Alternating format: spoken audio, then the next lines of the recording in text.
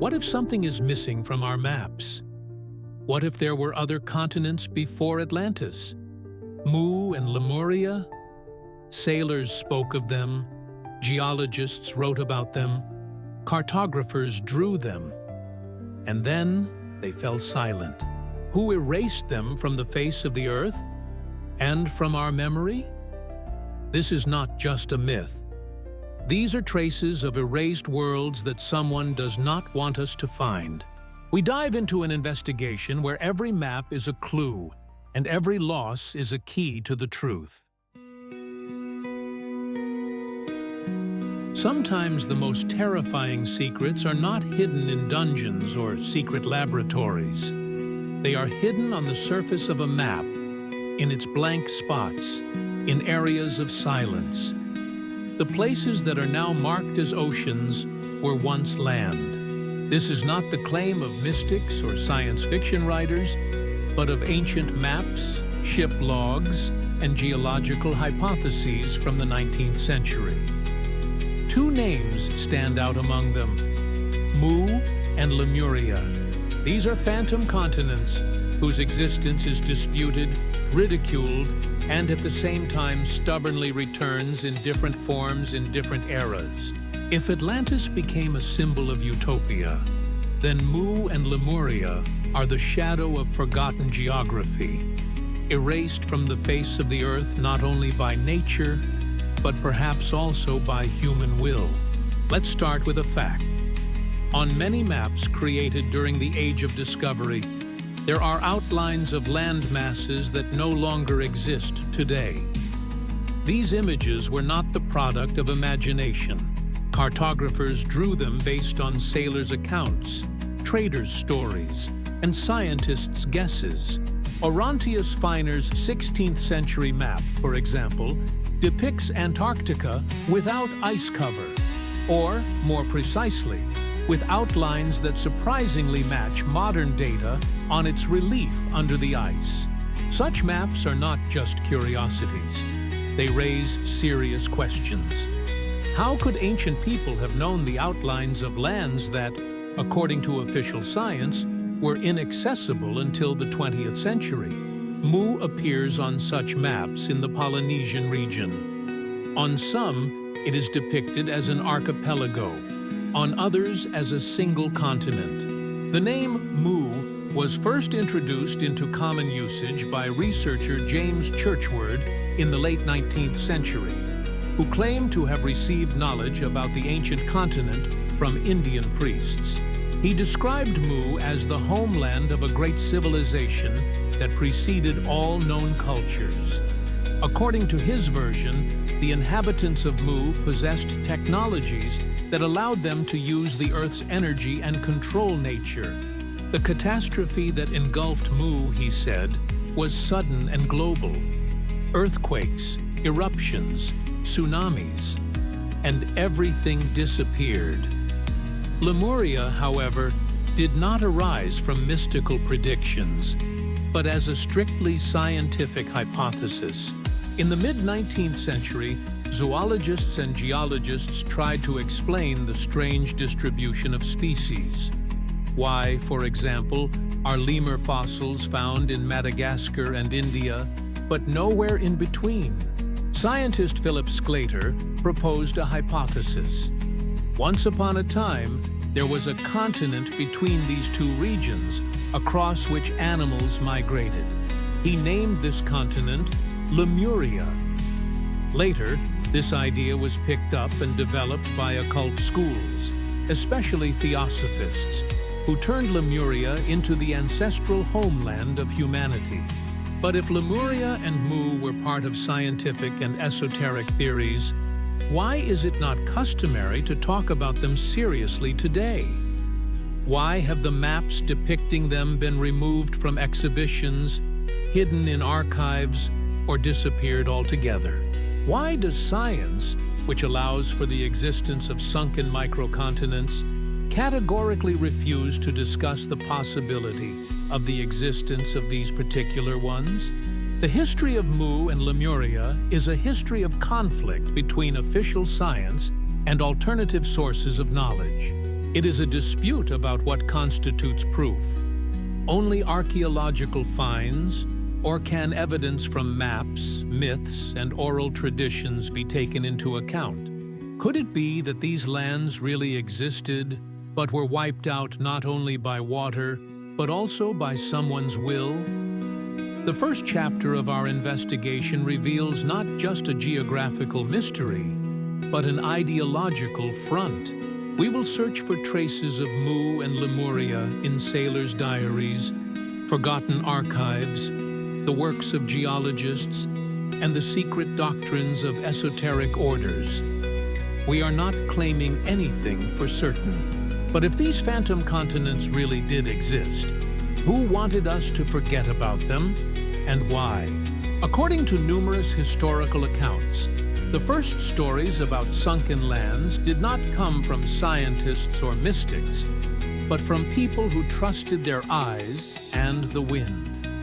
Sailors. They did not read philosophical treatises or construct theories. They went where the map ended.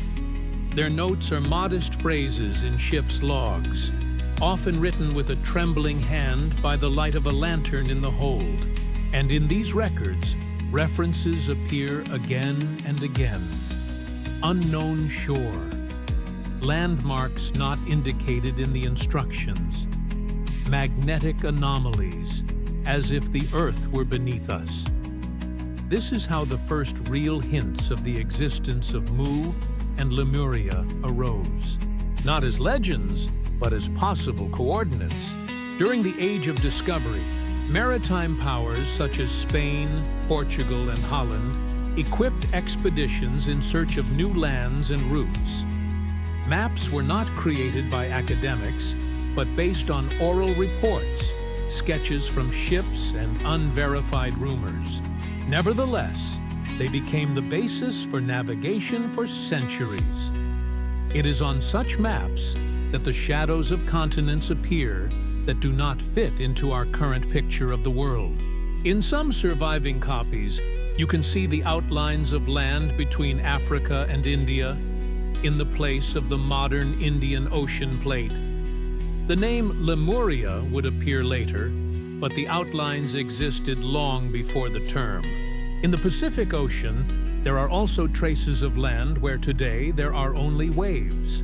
However, interest in these lands began to take shape and meaning only in the 19th century, when Europe was experiencing a surge of interest in the occult and esotericism. At that time, the boundary between science and mysticism was blurred. The Theosophical Society, founded by Helena Blavatsky, quickly spread the teachings about ancient continents, not just as hypotheses, but as the sacred history of humanity. In her works, Lemuria becomes the place where the first intelligent beings originated. It was inhabited by giants, beings made of subtle matter who did not have solid bodies but possessed enormous spiritual power. In these sources, Mu is the continuation of Lemuria, a new stage in human development and the beginning of true civilizations.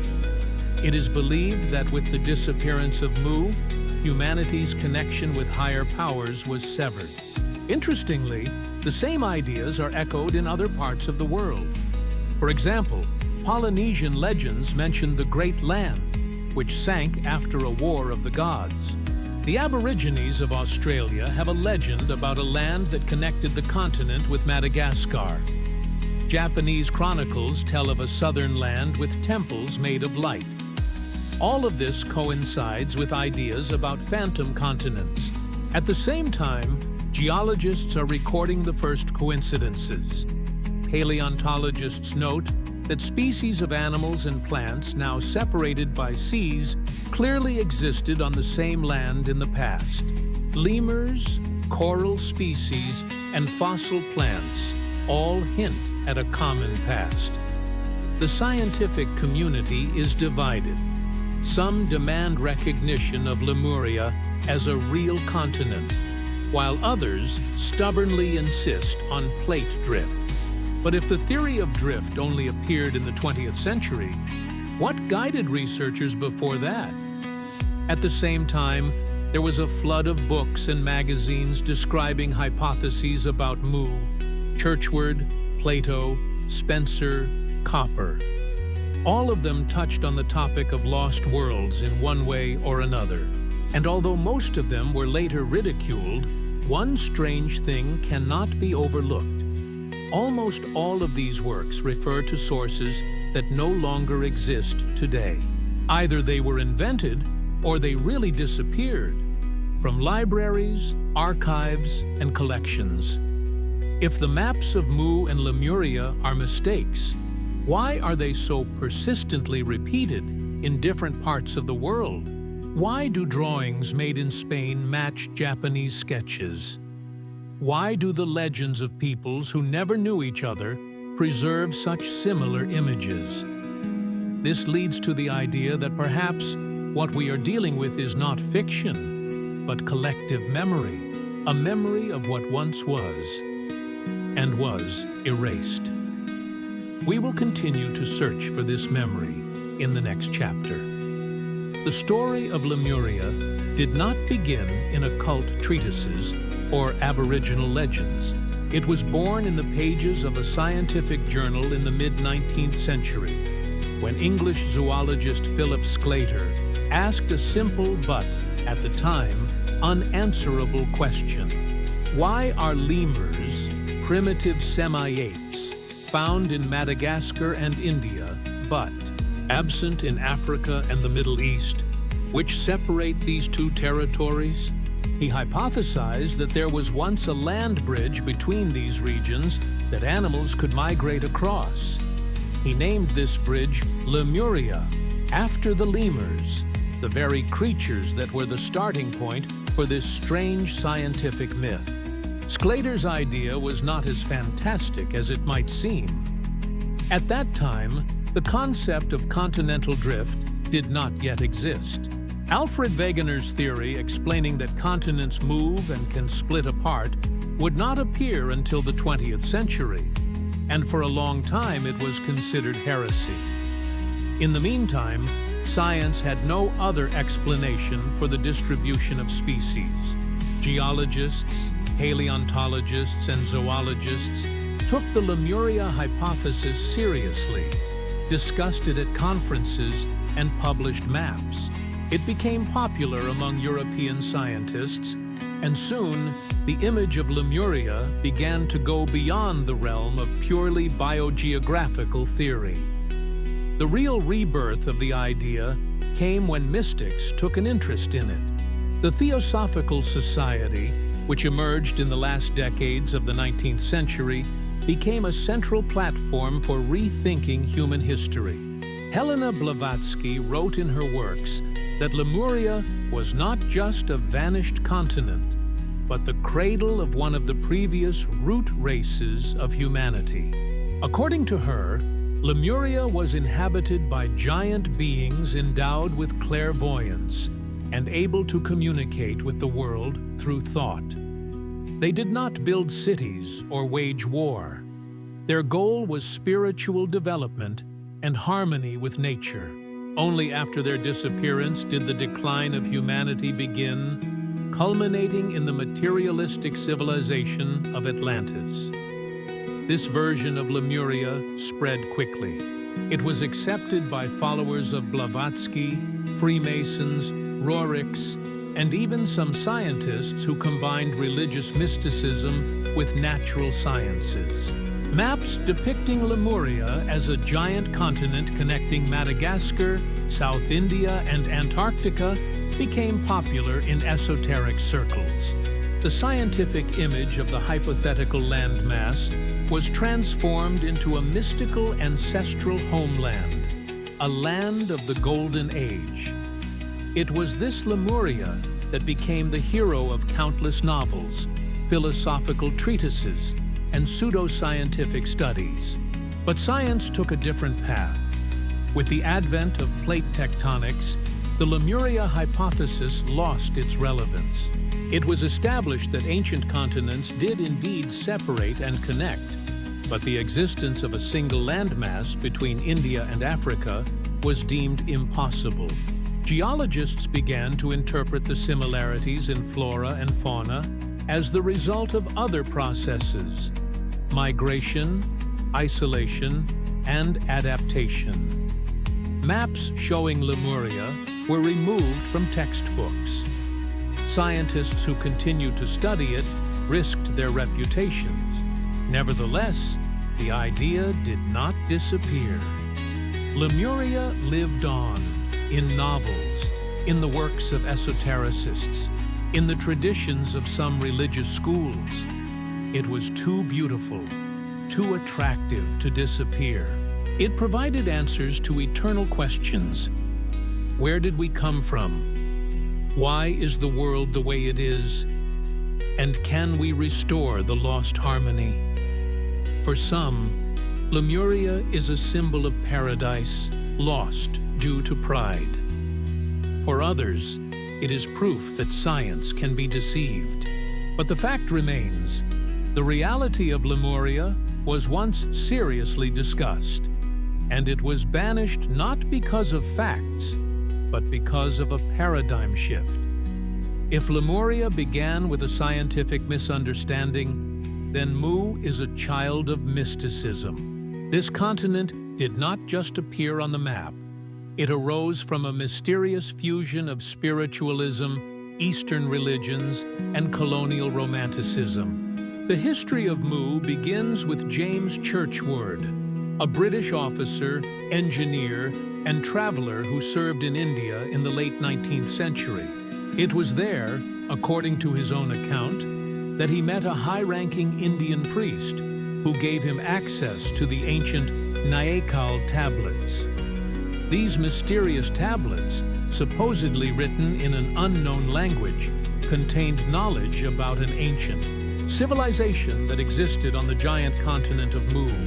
Churchward claimed that he was able to decipher the tablets with the help of the priest, and, over the following decades, published a series of books in which he recounted the history of Mu. He described this land as the cradle of civilization, which existed in the Pacific Ocean about 50,000 years ago. Mu had a population of about 60 million people, and the Muans themselves were highly spiritual beings with knowledge of energy, architecture, astronomy, and medicine that was far ahead of modern ideas. According to Churchward, Mu was an ideal civilization, free from war, greed, and destruction. Giant cities were built from monolithic stone, and buildings were decorated with symbols reflecting the spiritual structure of the universe. All knowledge was transmitted through symbols, carvings, and architecture. Society was built in harmony with nature and the cosmos. But then, for some unknown reason, disaster struck. Earthquakes, volcanic eruptions, rising sea levels. In a matter of weeks, Mu disappeared under the water, leaving behind only fragments of memory, myths, symbols, and perhaps some surviving ruins. Of course, official science never recognized the existence of Mu. Moreover, no one except Churchward himself ever saw the Nayakal tablets. All his knowledge is based on retellings, memories, and interpretations. His books are a vivid example of pseudoscience, which draws its strength not from evidence, but from images. But this image proved surprisingly resilient. Mu began to be mentioned by followers of theosophy, esotericism, and spiritualism. Many of them claimed that through meditation and dreams, they gained access to memories of Mu. For them, it was not just a sunken continent, it was the ancestral home of their own souls. Interestingly, the idea of Mu has also found its way into other cultures. For example, on Easter Island, there is a myth about the land of Hiva, from whence their ancestors came. Japanese folklore has preserved stories about the land of Mu, lying to the east. Melanesian shamans tell of a land swallowed by the sea where immortals lived. All this adds up to a surprisingly coherent picture, as if Mu really existed, not as a physical location, but as an archetype encoded in the collective memory of humanity. However, even among the scientific community, there are those who believe that Churchward may have reflected real lost knowledge, albeit in a distorted form. Researchers point to similarities in the symbolism of the peoples of the Pacific region, to megaliths that do not fit in with the technological level of the indigenous peoples, to legends about white visitors and catastrophes that occurred long before the advent of writing. All this gives food for thought. Mu is not just a legend. It is a mirror in which humanity sees its fears, hopes, and memories of a golden age. Perhaps this continent never existed in a geological sense, but in the mental geography of humanity, it occupies a huge territory. And that means it deserves to be explored. And perhaps there is something more behind the image of the ideal Mu. Lost knowledge that someone tried to preserve, and someone else tried to erase forever. Maps are a mirror of humanity's perceptions of the world. What is depicted on them becomes a reality accepted by society. What disappears from them seems as if it never existed. In the case of Mu and Lemuria, maps play a key role. They not only reflected, but also gave rise to the myth. Today, these phantom continents can only be found in private collections, esoteric books, and rare reprints of 19th century scientific works. But if we turn to the history of cartography, we get the feeling that Mu and Lemuria were once part of a global consensus. They were not drawn at random, but with firm conviction in their existence. Some of these maps are striking in their accuracy. For example, on Filippo Bruni's map from the early 18th century, in the place of the Pacific Ocean between Easter Island, Tahiti, and the Marquesas, there is a mass of land framed by mountains and dotted with symbols resembling temple complexes. The inscriptions are in Latin, Terra Mu Incognita. The map is clearly not fantastical. Known lands, ports, and currents are marked nearby. So where did these outlines come from? The situation is similar with Lemuria. Before the term appeared, many maps showed outlines of land between India, Africa, and Antarctica. Particularly interesting is the map by Joseph Bauplin, a French cartographer, where a similar massif is called Terra Desaperta, the land that disappeared. Dozens of similar examples can be found in various archives, and although some are explained by errors or attempts to balance the weight of the map, some clearly point to something specific. Map researchers note that in the pre-scientific era, the basis for drawing continents was not so much accurate measurements as travelers' reports, astronomers' observations, and, importantly, tradition. In some cases, the outlines of extra continents were the result of compiling different sources, but in others, they were the result of persistent claims about the reality of what was seen. Sailors, traders, missionaries, all told tales of lands that disappeared beyond the horizon, of islands inhabited by strange peoples and dotted with stone structures unlike anything familiar. With the advent of more accurate measuring instruments and the beginning of scientific cartography, phantom lands began to disappear. But this process was not instantaneous. Until the 20th century, atlases contained maps depicting Mu and Lemuria in various forms. Moreover, after the Second World War, interest in these lands unexpectedly revived. Alternative models of global geography were studied in American and Soviet circles, and maps with disappeared continents began to reappear. However, the official scientific community dismissed them as fantasy. Interestingly, in some museums, especially in Asia and South America, you can find maps where these phantom continents are shown with strange confidence, as if the artist knew exactly what they were drawing. In Japan, for example, there is a map from the Edo period showing Mu as an elongated continent along the equator, with canals, mountains, and cities. A similar image can be found in rock paintings in Fiji. Coincidence? Some researchers suggest that maps of Mu and Lemuria are not a reflection of real geography, but projections of inner knowledge. Perhaps we are talking about the geography of memory, those structures that humanity stores in the collective unconscious. Such maps are not so much documents as manifestations of myth, the materialization of archetypes. But the question arises, why are these archetypes so geographically specific? Why are there so many of them? Why do they disappear almost simultaneously? If Mu and Lemuria are fiction, then it is too detailed and consistent. If it is true, then who started erasing them from the map? And for what purpose?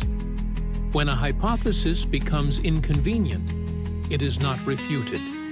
It is forgotten. This is what happened with Lemuria and Mu. The scientific world, which eagerly discussed these continents in the 19th century, seemed to have agreed in the 20th century. Not another word about it. But why? Why were versions that had been discussed and even taught for a long time suddenly thrown overboard by academic science? The answer lies not only in the development of geology, but also in the ideological and political shifts that shaped science in its modern form. Before the advent of plate tectonics, the Lemuria hypothesis seemed logical. At the time, there was no other explanation for biogeographical anomalies, such as the distribution of lemurs. Scientists searched for land bridges and sunken lands, trying to reconcile their observations with known geography. But in the 20th century, a new paradigm emerged. Continents move. The theory of continental drift, initially ridiculed, later received powerful confirmation. And then, against the backdrop of this discovery, Lemuria became redundant. It was discarded as unnecessary, without any fanfare. It was simply no longer mentioned. Mu suffered an even more abrupt fate. The scientific community was skeptical about it from the outset. The lack of evidence, dubious sources, authorities associated with esotericism and occultism, all this turned Mu into an object of ridicule. Churchward could not produce the Nakal tablets. He referred to non-existent witnesses and memories. In scientific circles, this was considered profanity. And yet, his ideas were not just fantasies. They were based on real myths, archaeological oddities, and coincidences in the symbolism of the peoples of the Pacific region. But the scientific world preferred to turn away. And this is where it gets interesting. With the disappearance of Lemuria and Mu from the scientific agenda, the maps depicting them also disappeared. In a number of libraries, atlases were rephotographed, old editions were lost, or transferred to collections inaccessible to the public. Some books, published in the early 20th century, are now considered lost. By a strange coincidence, this applies precisely to those editions where Mu and Lemuria are depicted in particular detail. Several researchers have noted that maps requested from archives suddenly turn out to be undergoing restoration or in indefinite internal storage. Coincidence? One such case occurred in Amsterdam in 1997. researcher Albert van den Broek was trying to find the original map showing Lemuria, described in a 17th century catalogue. He was told that the map had been temporarily moved, and a year later that it was not listed in the database. However, it was mentioned in previous records. Similar stories occurred in Tokyo, London, and Mexico City. For some reason, documents related to phantom continents disappeared more often than others. Another indicator is academic censorship. Attempts by modern scientists to publish articles analyzing maps, folklore, or archaeological evidence pointing to Mu or Lemuria have been rejected. The argument is always the same: unscientific. At the same time, the same journals willingly publish speculations about hypothetical subglacial civilizations on Mars or in Antarctica. This raises the question: why are some hypotheses acceptable and others not? Perhaps it is not the theories themselves that are the problem, but their consequences. Recognizing that forgotten continents existed would mean recognizing lost civilizations. This breaks the linear model of development and destroys the concept of a primitive past. And that means it threatens the foundations of the historical picture on which our ideologies are built. It is easier to erase than to rethink. Lemuria and Mu did not disappear because they were disproved. They disappeared because they became inconvenient. And if someone once erased them from the maps, it was probably for very conscious reasons. At first glance, it's simple. The theory of continental drift explains why continents move apart and come together. Modern geology believes that the land on Earth is in constant motion, and over millions of years, some continents have split apart, while others have joined together. This paradigm has replaced the hypotheses about Mu and Lemuria. Within the framework of plate tectonics, the existence of such land masses as Mu in the Pacific Ocean or Lemuria between India and Africa seems impossible. The Earth's mantle moves, but it does not create new huge continents in a few thousand years. It would seem that everything is clear. But there are nuances that do not fit even into the official picture. First, the theory of plate tectonics itself only began to gain acceptance in the mid-20th century. Until then, especially in the 19th century, scientists relied on other explanations, including the existence of sunken continents. And although plate tectonics has yielded brilliant results in understanding volcanism, earthquakes, and the distribution of fossils, it does not provide comprehensive answers to all geological anomalies. In the Indian Ocean, for example, there are areas of the Earth's crust whose structure does not correspond to the standard model. Geophysicists call them anomalous plates. They are denser than they should be and have traces of sedimentary rocks characteristic of land. Secondly, the ocean floor remains insufficiently explored to this day. There are still areas on the map of the Pacific and Indian Ocean seabed marked as unexplored. Research using bathyscaphs and satellites provides only limited data. In the mid-20th century, some Soviet expeditions recorded underwater mountain ranges and plateaus that, in terms of shape and structure, could have been remnants of land. One of these, the Mascarenes Plateau, is a huge underwater elevation between Madagascar and India. Some researchers believe that this is a fragment of Lemuria that sank millions of years ago. There are other examples. The Zenker Plateau in the Pacific Ocean, hidden at a depth of several kilometers, has symmetrical structures resembling ruins, according to echo-sounding data. Japanese researchers have discovered submerged terraces similar to megaliths off the coast of Yonaguni. Geologists call this a natural illusion, but architects disagree. The angles are too right, the proportions too precise. All this could be dismissed as coincidence were it not for one thing. Most of the anomalies are located precisely in areas where, according to legend, Mu and Lemuria existed. Interestingly, some data is hidden not only because of scientific bias, but also for political reasons. Expeditions conducted in the 1960s with the participation of the US and Soviet navies recorded underwater structures, but their reports have either been classified or distorted. The maps used for navigating nuclear submarines include areas not marked on civilian versions. This suggests that someone has more accurate information about the structure of the seabed, but is not sharing it with the public.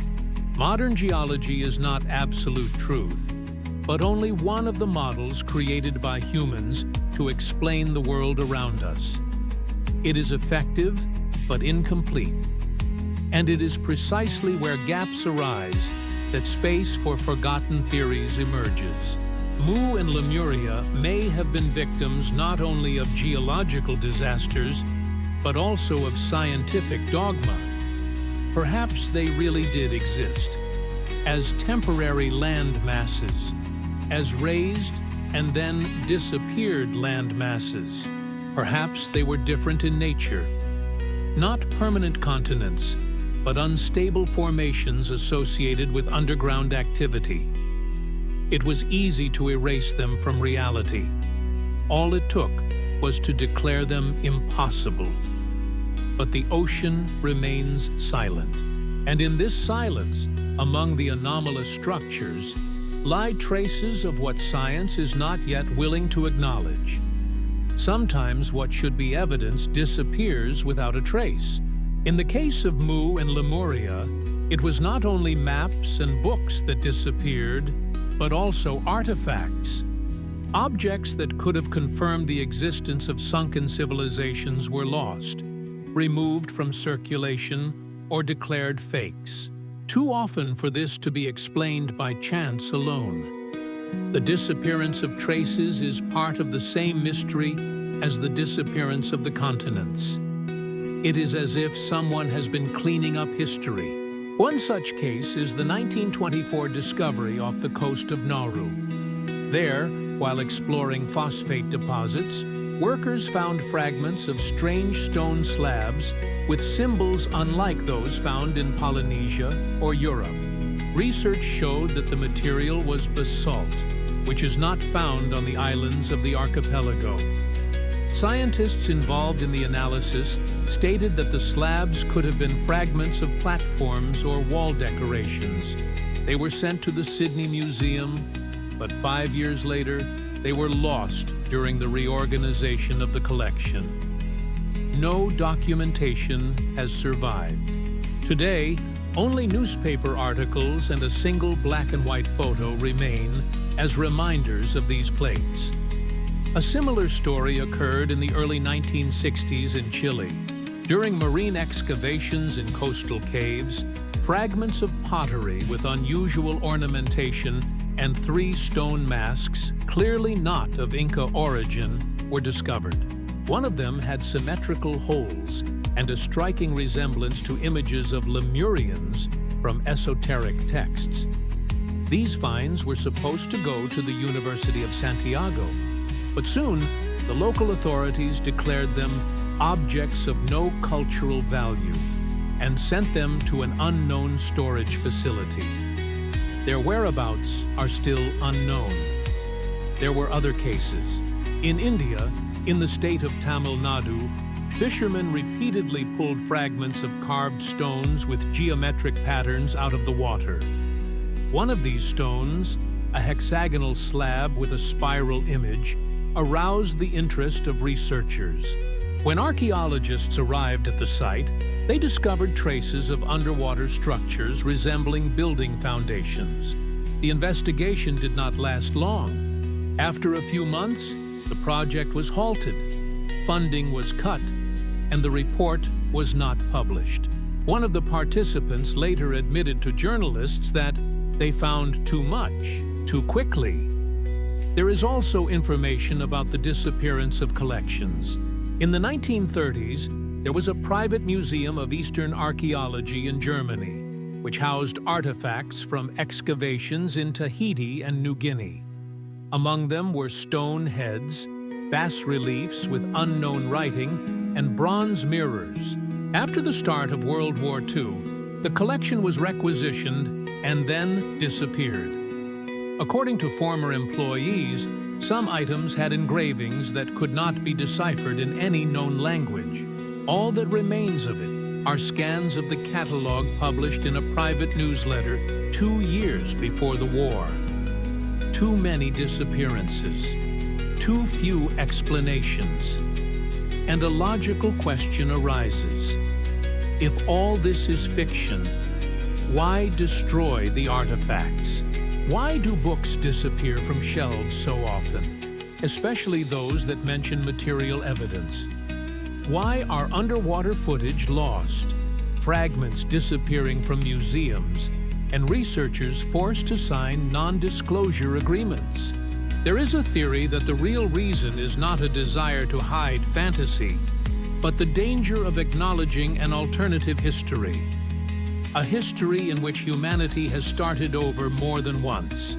A history in which highly developed civilizations existed, leaving behind no megacities, but only memories, symbols, and fragments.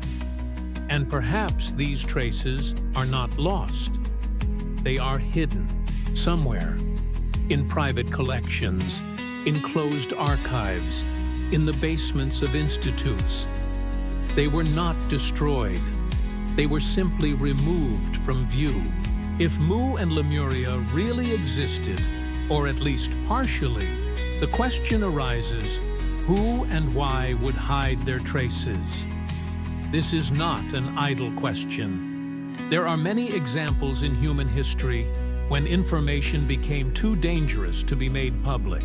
It was erased, rewritten, hushed up. And when it comes to continents where unknown civilizations with different knowledge and worldviews could have flourished, it is understandable why their history might have been considered inconvenient, especially if this knowledge contradicts established scientific or religious dogmas. One popular theory says that the history of phantom continents was removed from the agenda with the help of certain elites. We're not talking about specific governments, but supranational structures that influence the scientific and educational agenda. Freemasons, Illuminati, esoteric brotherhoods, secret societies. All of them have been mentioned in one way or another in the context of keepers of ancient knowledge. Some researchers believe that such groups may have had access to artifacts or documents confirming the existence of Mu and Lemuria and deliberately decided to hide them. The scenario seems far-fetched until you start looking into the fates of those who tried to seriously study the subject.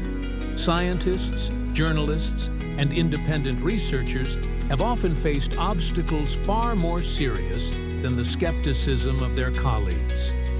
Refusal to publish, closure of projects, seizure of materials, all this is repeated with suspicious regularity, and sometimes the disappearance of the researchers themselves. Over the past 100 years, there have been at least 8 recorded cases of mysterious deaths of people involved in the study of lost continents.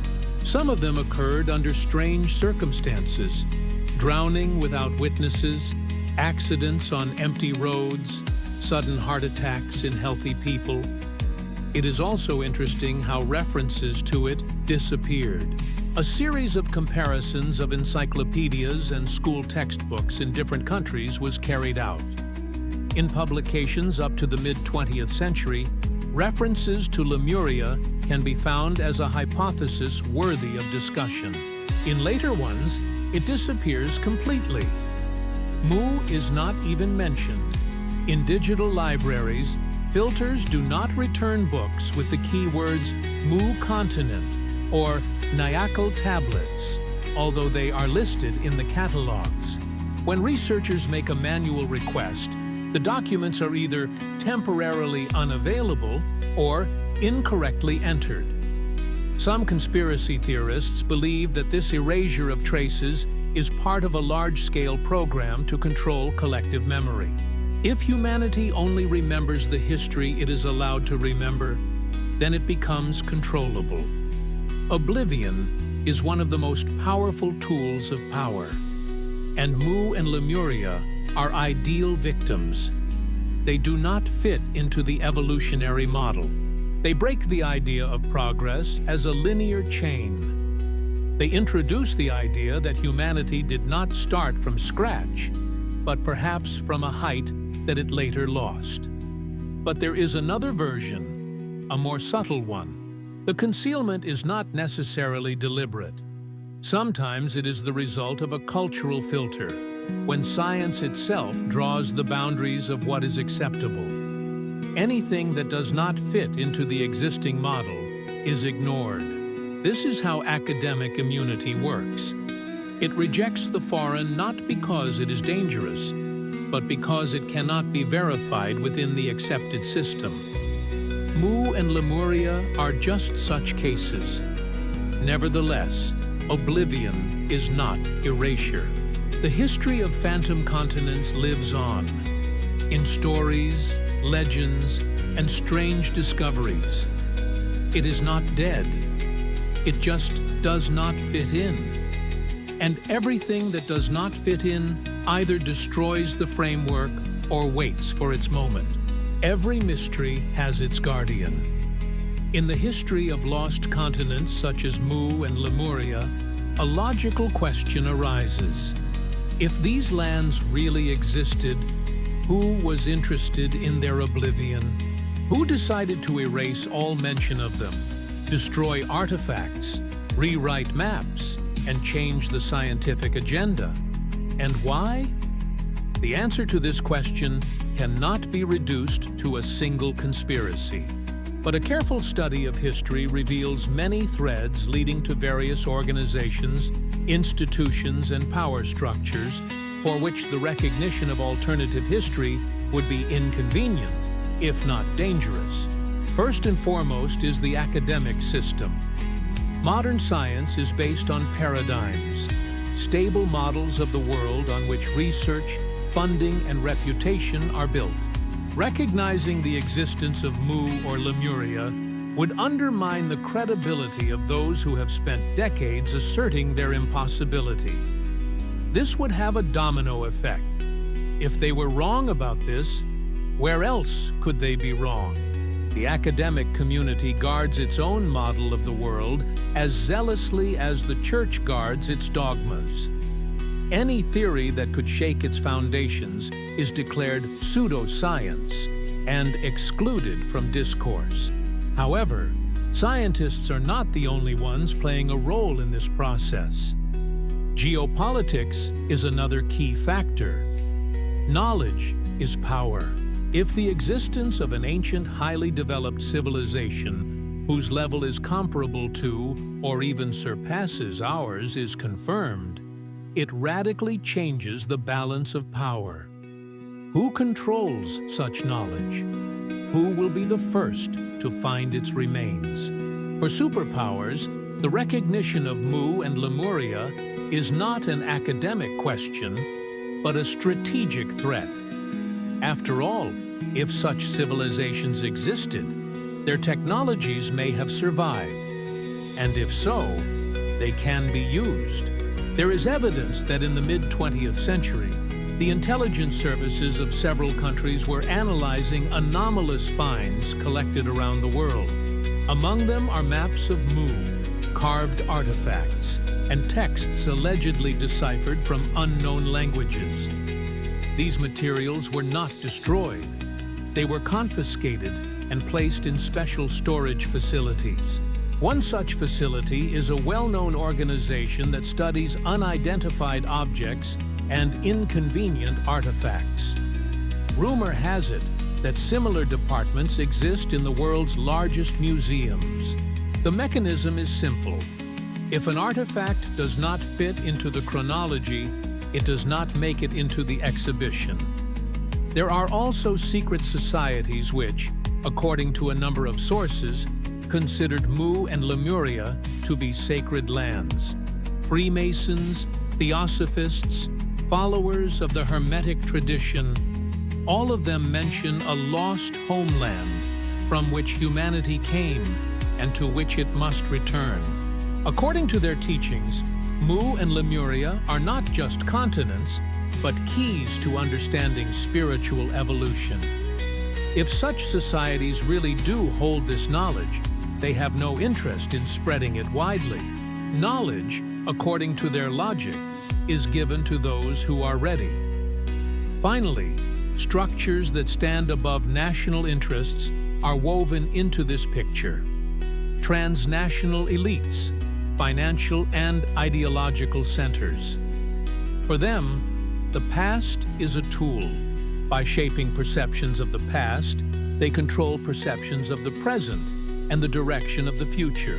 A linear model of history, in which civilization develops from stone to silicon, is convenient. It excludes alternatives, allows no doubt, and reinforces belief in the current order. Recognizing the existence of other, forgotten paths of development threatens the monopoly on truth. And that is why Mu and Lemuria are not just sunken lands. They are dangerous memories. They are being erased not because they are impossible, but because they threaten those who have decided what our world should be like. This means that the closer we get to the truth, the quieter those who have always known about it become.